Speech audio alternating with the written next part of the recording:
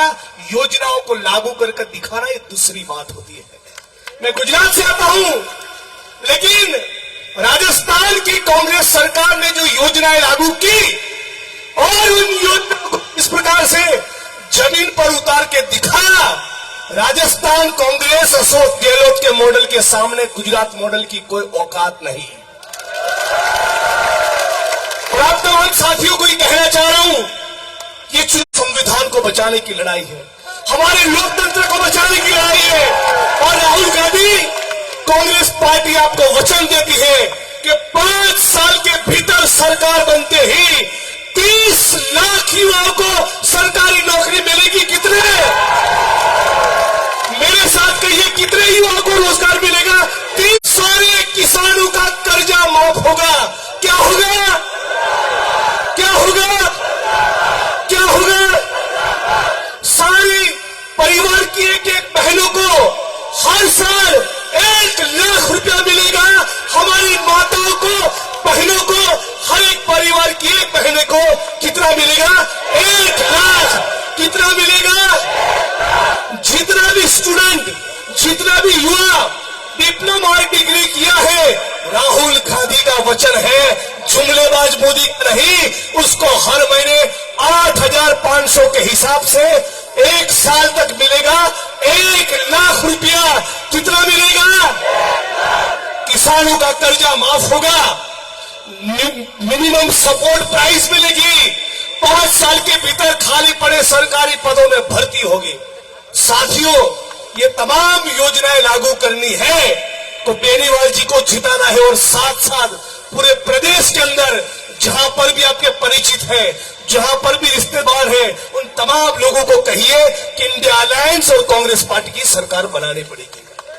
साथियों, ये नरेंद्र मोदी जैसे जैसे चुनाव नजदीक आ रहा है, जिस प्रकार से इंडिया अलायंस और कांग्रेस पार्टी को ऐसा रिस्पॉन्स मिल रहा है, उनकी बौखलाहट बढ़ गई है। आज मोदी जी ने कौमवादी भाई भाई को लड़ाने वाला भाषण चालू कर दिया है। ये क्या कह रहे हैं? आज मोदी जी ने भाषण में कहा कि ये कांग्रेस वाले सारी धन दौलत मुसलमान में बांटना चाहते हैं। हम खुलकर कहना चाहते हैं, ये जो पंजा है ना, पंजा, वो दलित, आदिवासी, ओबीसी, मुस्लिम और हिंदू, इन तमाम लोगों से बनता है, और इसीलिए उसको पंजा कहते हैं। राहुल जी जो कहते हैं कि जाति जनगणना होगी, जब जाति जनगणना होगी तो भारत की जमीनें, भारत के टेंडर, भारत के कॉन्ट्रैक्ट, भारत की संपत्ति, भारत की पूंजी केवल अडानी अंबानी की जेब में नहीं, वो हिंदू हो, मुसलमान हो, सिख हो, ईसाई हो, किसान हो, मजदूर हो, दलित हो, आदिवासी हो, ओबीसी हो, सबके बीच में उसका एक समान बंटवारा होगा, एक समान बंटवारा। मोदी जी मुसलमान, पाकिस्तान, मंदिर मस्जिद, हिंदू मुस्लिम, भारत पाकिस्तान, ये 6 शब्दों को छोड़ दे तो उनकी किसी कीमत पर सरकार कभी नहीं बनेगी, वो दोबारा कभी प्रधानमंत्री नहीं बनेंगे। आज हमको समझ नहीं है, चुनाव के आखिरी वक्त तक मैं आप तमाम लोगों को बेनीवाल जी की ओर से, कांग्रेस पार्टी की ओर से हाथ जोड़कर विनती कर रहा हूं, सोशल मीडिया में, फेसबुक के पेज पे कोई भी गलत शब्दों का प्रयोग हमारी ओर से नहीं होना चाहिए। इस बात को समझिएगा। ये लोग, ये आरएसएस और भाजपा के लोग आपको उकसाने की कोशिश करेंगे। असली बात यह है कि 2003 में मोदी जी के दोस्त गौतम अडानी की संपत्ति 25,000 करोड़ थी। मालूम है आज कितनी है? 7,40,000। उनके दोस्त मुकेश अंबानी की संपत्ति आज है 7,55,000 करोड़। गौतम अडानी, मुकेश अंबानी, ऐसे चंद पूंजीपतियों को पूरी 135 करोड़ जनता को लूटकर उसकी तमाम संपत्ति अडानी अंबानी की जेब में रख देना, यही मोदी की राजनीति है। और इसीलिए कह रहा हूं कि सीता मैया बहुत दुखी है। सीता मैया बहुत दुखी है मोदी के काम से। बोले ये तो सारे पैसे खा गए मेरे पति के नाम से। तो इस बात को हमको समझना है समाज को हिंदू मुसलमान में विभाजित करेंगे, किसान और मजदूरों का लोही चूसेंगे और वो सारी धन दौलत पूंजीपति की जेब में डालेंगे। जबकि कांग्रेस पार्टी का, राहुल गांधी का एजेंडा है कि पूंजीपतियों की जेब में जो पैसा पड़ा है वो महिलाओं के, दलितों के, आदिवासियों के, ओबीसी के, किसान के, मजदूर के, बेरोजगार युवाओं की जेब में जाएगा। आप दोनों को तय करना है। एक तरफ मनुवाद है, दूसरी तरफ भारत का संविधान है। एक तरफ कांग्रेस पार्टी खड़ी है किसान और मजदूर के लिए और नरेंद्र मोदी खड़े हैं अडानी और अंबानी के लिए। अब तमाम लोगों से ज्यादा वक्त नहीं है, लंबी बात नहीं कर पाऊंगा। अब तमाम लोगों से हाथ जोड़कर विनती यही है, आज अभी इस वक्त जिस ऊर्जा, जिस उत्साह के साथ आप खड़े हैं, जब तक बटन दबाए नहीं तब तक आप लोगों को एक एक बूथ पर जाकर एक एक व्यक्ति को समझाना है कि हर कीमत पर जीत बेनीवाल जी की होनी चाहिए। यदि मैं बाड़मेर का, यहां का रहने वाला होता तो मेरा भी वोट बेनीवाल जी को जाता और इसीलिए मेरे साथ नारा लगाइए, बेनीवाल जी तुम आगे बढ़ो, बेनीवाल जी तुम आगे बढ़ो, बेनीवाल जी तुम आगे बढ़ो। जय भीम, जय भारत, जय कांग्रेस। लड़ेंगे और जीतेंगे। नरेंद्र मोदी आरएसएस और भाजपा को कह रहे हैं ये धरती अपने आप की नहीं किसी के बाप की। लड़ेंगे और जीतेंगे। आदरणीय हेमाराम जी चौधरी संबोधित करेंगे।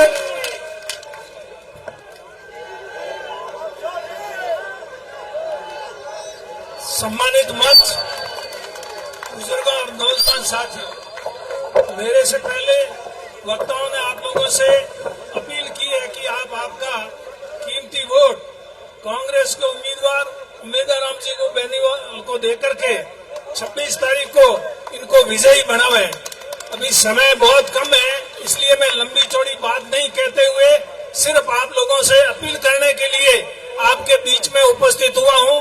और मुझे आप लोगों पर जिस प्रकार का उत्साह, जोश आज आप लोगों में मैं देख रहा हूं, पूरा विश्वास हो गया है कि 26 तारीख को आप जो मतपेटियां हैं, ईवीएम, उन सबको उमेदराम जी के पक्ष में 1 नंबर का बटन दबा करके इनको भारी मतों से यहाँ से जीता करके भेजेंगे। और उमेदराम जी आपके सुख दुख में हर समय आपके साथ रहने वाले व्यक्ति हैं, जिसको आप जानते हैं और मेरे से पहले वक्ताओं ने बताया है। इसलिए और उमेदराम जी उम्मीदवार खुद अभी बोलना बाकी है, समय बिल्कुल ही नजदीक आ चुका, बहुत कम समय बचा है। इसलिए मैं लंबी चौड़ी बात नहीं कहते हुए आप सब लोगों से हाथ जोड़ के यही अपील करता हूं कि मंच पर बैठे और भी हमारे साथी, बहुत सारे साथी बोलना चाहते थे, आप लोगों से वोट के लिए अपील करना चाहते थे, लेकिन समय की कमी की वजह से वो अपील नहीं कर सके। इसलिए आप मंच पर बैठे उन सब की तरफ से अपील मानते हुए, उनकी अपील की गौर करते हुए इनको विजयी बनावे। धन्यवाद। जय हिंद।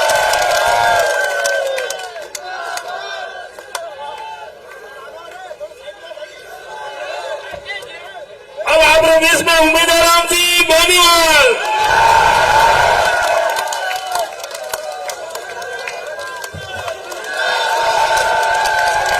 राम राम भाइयों, आज मल्होत्रा की पावन धरा पर आप लोगों के बीच में वोटों की अपील करने आया हूं। मंच पर विराजमान सम्माननीय अपने बीच में मेहमान पधारे गुजरात से जगदीश मेवानी जी, आदरणीय हरीश जी चौधरी साहब, हेमाराम जी, मदन जी और सम्मानित मंच और बड़ी संख्या में पधारे हुए मेरे भाइयों,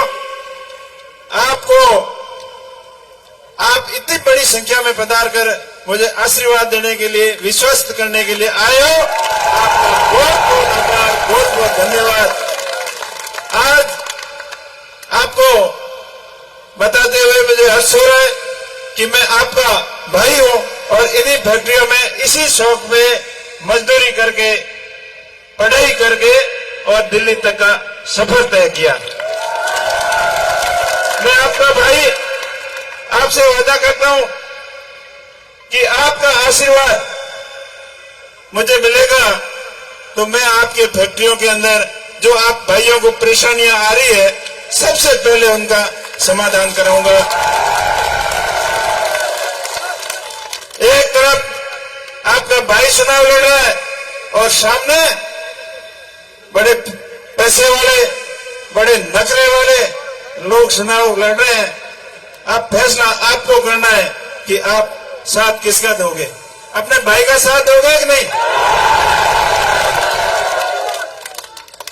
इस बालोतरा की धरती पर 1993 में मैं पहली बार आया, जब 9th क्लास के 11th क्लास के अंदर एडमिशन लिया। 11वीं और 12वीं क्लास 95 में पास की और मजदूरी करके और अपनी पढ़ाई की। तो मुझे पता है एक मजदूर का क्या दर्द होता है, किन किन परेशानियों से एक मजदूर को गुजरना पड़ता है। उसके बाद दिल्ली पुलिस की नौकरी भी की और नौकरी में ज्यादा मन नहीं लगा तो व्यापार भी शुरू किया। तो मुझे व्यापारियों की परेशानी भी पता है, एक छोटी फैक्ट्री लगाकर और बड़े उद्योग तक का सफर कैसे किया जाता है, वो मुझे उनका भी पता है। मैं उद्योग भाइयों से, व्यापारियों से उनको अपील करता हूं कि आपके भाई का साथ देना। आपका भाई जो आपका कपड़ा उद्योग के ऊपर आज संकट आ रहा है, उसका भी स्थायी समाधान करेगा। आप एक जमाना था जब आसपास का पूरा क्षेत्र इस कपड़ा उद्योग के ऊपर निर्भर था। आज कपड़ा उद्योग एक मुसीबत की घड़ी में खड़ा है, तो उसको सपोर्ट कैसे करना है वो भी अपने भाई को पता है।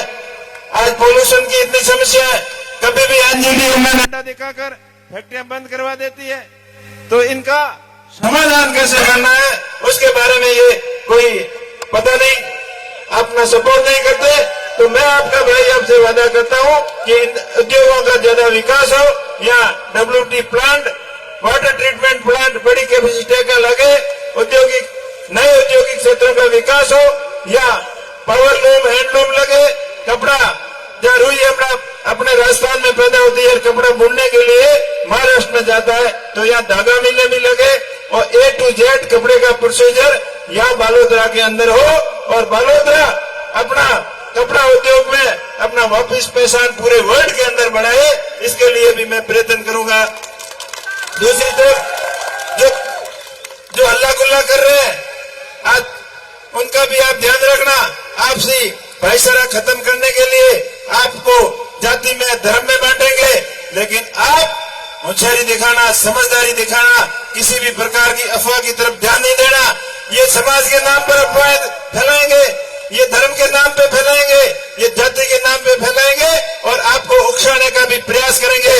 लेकिन मैं आप सभी भाइयों से अपील करता हूं, आप किसी भी प्रकार की अफवाह की तरफ ध्यान न देना। मैं आपका हमेशा साथी बनकर आप सभी की समस्याओं का समाधान करूंगा और सबको अपना भाई मानते हुए, व्यापारियों को मेरा भाई मानते हुए, मजदूरों को मेरा भाई मानते हुए, सरकारी कर्मचारी जितने भी है उनको भी मैं अपना भाई मानते हुए सबके हित के लिए काम करूंगा और अपने मारवाड़ की, अपने थार की नई पहचान दिलाऊंगा।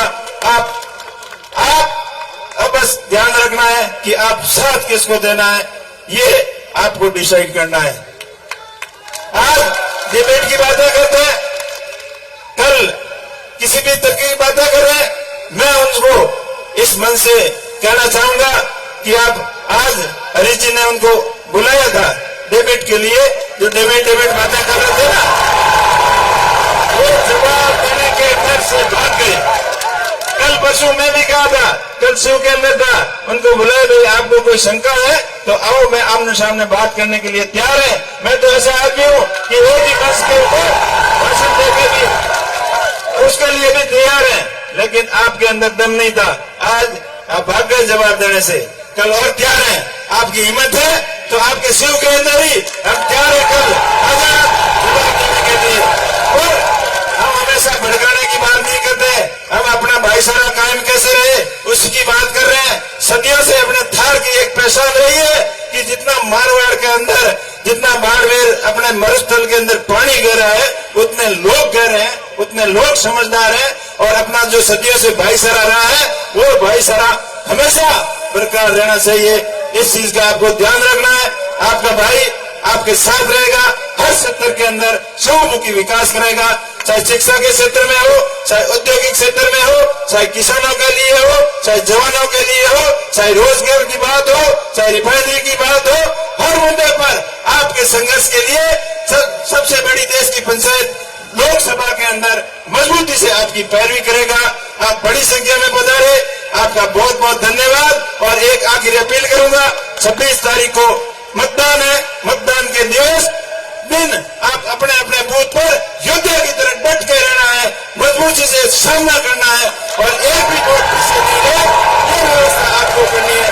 मैं इस बस के माध्यम से सभी भाइयों से अपील करूंगा कि मेरे भाई जहां भी बाहर है, कहीं भी काम कर रहे हैं, वो मतदान के दिन आके और कांग्रेस पार्टी के पक्ष में और अपने भाई के ऊपर आशीर्वाद बनाए, ताकि आने वाले समय जिस प्रकार से अब देश के अंदर जो सिस्टम चल रहा है उसको बदलना है और ये बदलाव की शुरुआत अपने थार और मारवाड़ से शुरू करनी है। यहाँ से बदलाव होते हुए दिल्ली तक बदलाव हो, ताकि जो 10 साल के अंदर देश की हालत बनी है, ईडी और सीबीआई का डंडा दिखाकर हर किसी को डराया जा रहा है और भय और भ्रष्टाचार का माहौल पूरे देश में बना हुआ है, इसको बदलना है और बदलने की शुरुआत मारवाड़ और थार से करनी है। आपका बहुत बहुत धन्यवाद, बहुत बहुत आभार। जय हिंद, जय भारत, जय भारत।